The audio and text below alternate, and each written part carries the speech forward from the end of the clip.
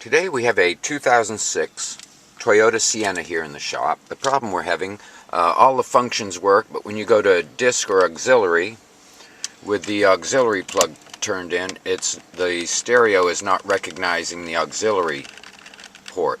We had a similar problem last week with a Toyota Tundra, where we recently posted that video on how to repair the aux jack on the Toyota Tundra. And we're going to hopefully show you how to take care of this one today as well. We're going to remove the jack. We do have removal instructions on the website for the entire stereo, but the side panel just unclips. And it's going to come forward. There are two yellow clips on the back of this panel that fit into slots into the dash. Make sure the yellow clips are on the end of the panel and still not in the dash. We're going to remove the connector from the back of the stereo, the connectors. There are two of them here. Both have triggers on top, and if you push this trigger on the top down into the connector, it will release. Same goes for the second connector. There is a little trigger on top. If you push that trigger down, it releases. The connectors are all keyed, so you can't get them wrong when it comes back to putting them back into the unit. We're going to pry the edges of the aux jack off and remove it from the panel. Next, we're going to take this up to the shop and see what we can do about taking care of this.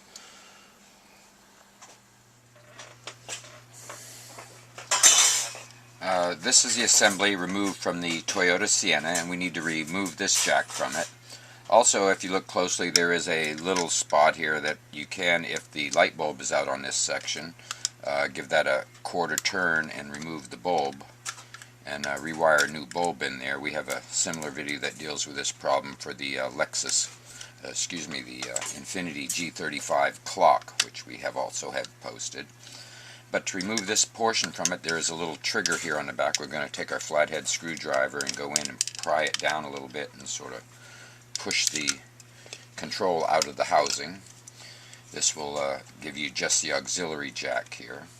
And on the sides of the auxiliary jack, there are two little tabs on both sides. The trick is to push one up, push the second up, and push the side away from the clips, and at the same time holding it so it doesn't flop back down on the second clip. There we go. Now I'm going to continue to put pressure on this side so that they don't lock back on, and repeat the process for the second side.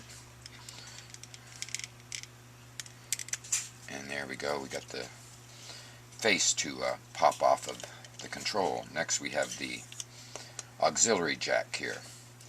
And what we normally find is poor solder connections here on the connections here, but there are also several other connections back here as well. We're going to take our soldering iron and retouch all these solder connections. Flow fresh solder onto them. Making sure you make no shorts between one connection and another.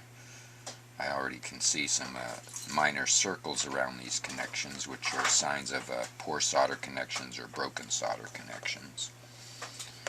And we're going to touch all these up. This is the same problem we had in the Toyota Tundra a week or so ago. Again, that video is posted. If you have a Toyota Tundra, you'll probably find that this board is very similar to the one in that vehicle as well.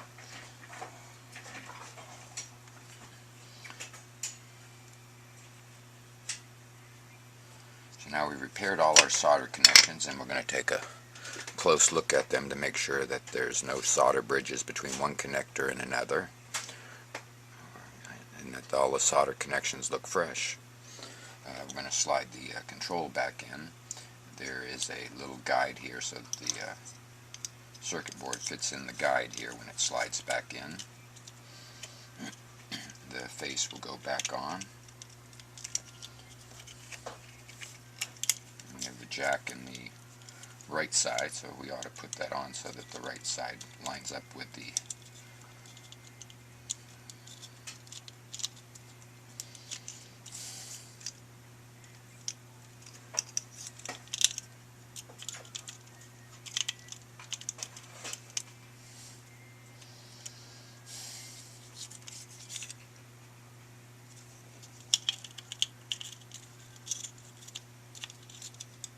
Oh, I see what it is. I'm not lining the board up with the same slots here. And this should push on. The connector is showing out the back. I just took this apart, so you'd think I would know how it went back together.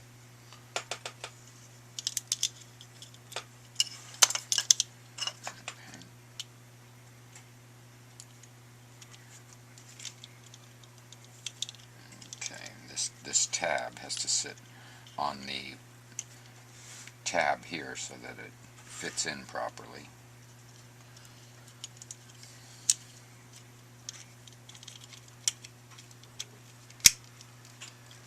And there it is, it snaps back together. We're going to place this back in the car and see what we can do about it. Well, no, it doesn't.